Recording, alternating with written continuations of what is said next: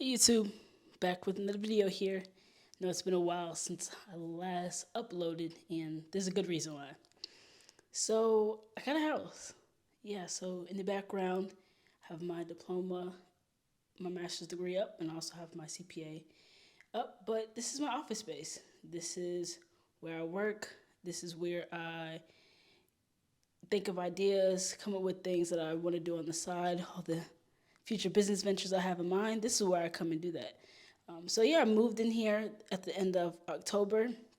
It was a pretty quick process. So I found the house in the beginning of October. The sellers wanted a quick process, so it really did not last long. And at the end of October, October 31st to be exact, was the day I closed and got the keys to my house. So I have been, for the last couple of months, I've also been on a very time consuming engagement here at the current firm that I work at, Ernst & Young. For those who may not know, I work at Ernst & Young as a CPA doing accounting, advisory accounting work. So I'm sort of a consultant in the accounting space. And so I was on an engagement that had me flying back and forth to the client side every week. So that was also another thing that was keeping me very, very busy. But I will be back posting content, posting videos, and I want to make sure that all of my videos are very informative. And so, with that, I want to talk about four main things that you should be aware of when thinking about purchasing a house, because something a lot of people talk about, something that a lot of people or those my age may have desires to get to sooner rather than later. And so I want to talk about some of the things that I noticed while going through the process in hopes that everyone doesn't have to go through the same thing as well, or they are aware prior to going into it. Number one, save up. And even when you think you saved up a lot, save even more. Because I will tell you, buying a house is the most costly thing that you would do in the short term. But in the long term, it has benefits. But I will not lie and say that this is a cheap investment. The down payment is one of the things that is extremely expensive. My house is a pretty nice size house, and so with that calls for more money. And there was just a lot of money that not only goes into the down payment of the house, but then also furnishing the house. So when you come in, you want to make sure you get quality items. So that can also make for things to be even more expensive than they already are. And so before I even got a house, I stayed with a my best friend. Her mom was very kind and gracious enough to let me stay and save up for a whole year. So I had a lot of money saved up. And for those of you who might be watching and say, hey, look, I don't have that person that will let me stay there for a year or however long that you want to save, I would say if you are somewhere renting, just make sure that you have in your budget allocated for future down payment or future expenses for when I buy a house, and you want to make sure you can save as much as possible.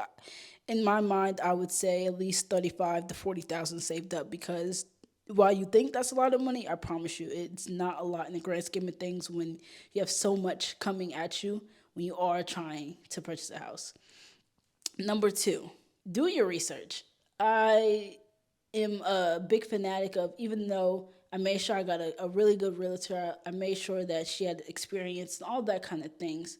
I did not want to go into a blind, not knowing anything. And so with that, I went to my local Books a Million, and I got this book called First Time Homebuyer. It's a short book, it's really informative though, especially for those who have no idea or concept of some of those terms, lingo, some of the things that goes into buying a house. Is very informative, quick read, and just gives you, again, some level of baseline knowledge. Now, you're not going to know everything, because I sure still had a lot of questions for my realtor, but it did give me the opportunity to really at least have some sort of idea and knowledge of what I was actually getting myself into, because that is another key thing is, while this is very new and fresh, it shouldn't be something where you don't know anything about it and you're just going into a blind. We never want to do anything like that. So please research, look at videos, try and do your own research, and then also get a book to supplement that, because again, the more knowledge you know, the merrier. And I think that can help make the process a little bit easier from both parties, between you and the realtor, because the realtor also understands, okay, they're very serious. They even understand some of the knowledge, whether that's earnest money, due diligence, all of that stuff. They at least understand it. They might have a good concept of it, concept of it. And so again, I would just say do your research as much as possible. Number 3, when you go look at houses, make sure that you like the area that you're staying in and make sure that you actually love the house. And that was anybody who knows me, I'm cheap, I'm frugal, I penny pinch a lot. I don't really want to, especially if I already have an idea in my mind of what I'm going to spend on XYZ item.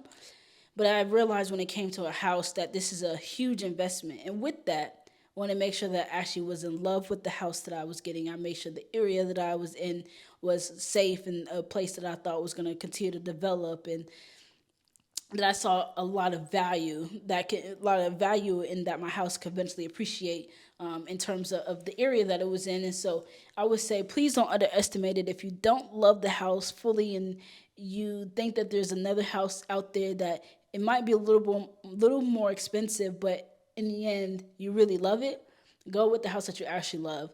Because again, this is the house that you're going to have hopefully forever, or for, if not forever, for a very long time. And you just want to have a space that's homey, that is the desired option that you would have chosen, irregardless of how much it is. Because at the end of the day, again, this is something that you're going to have for forever, and it's an investment. And with that, you want to make sure that you are making a great and wise choice, but also, again, a place that you really love and that you really want to call home. Last tip, and it relates to point number 2 about doing your research, but just know these two terms, because I knew about them a little bit but didn't totally understand them when I first started buying a house. But the difference between earnest money and the difference between due diligence. Earnest money and due diligence, it's similar but two different separate ideas. And so earnest money, for one, that is the money that you put down, telling the seller that, hey, look, I am serious about buying this property. Now, you might not go through with it, but it's saying, hey, look, I'm serious. I want to buy this home. For my house, it was around $5,000 in earnest money, and that's in the very beginning. And that's to show the seller that you're very serious, you're committed, and you want to go through with this process. Now, if the seller backs out or things just go away, you will get that money back. But let's say you, as the buyer, decide to back out and you don't necessarily want to go through with it no more, you would not get this money back. So again, that's why I said make sure that it's a house that you really love, that you want to commit to, and you want to go through the process of trying to buy the home, because there are parts in the process where you might put money down and you won't get the money back. And then due diligence. So due diligence is a little different in the sense this is now we are doing the due diligence of looking at the property. So you're going through the inspections, you're going through making sure everything works right, making sure you like the way things look. So all of that stuff, that's now we're in a new process, and it's called due diligence. And you have to put down more money. And due diligence money, can't recall how much mine was. I don't think it was cheap by any means.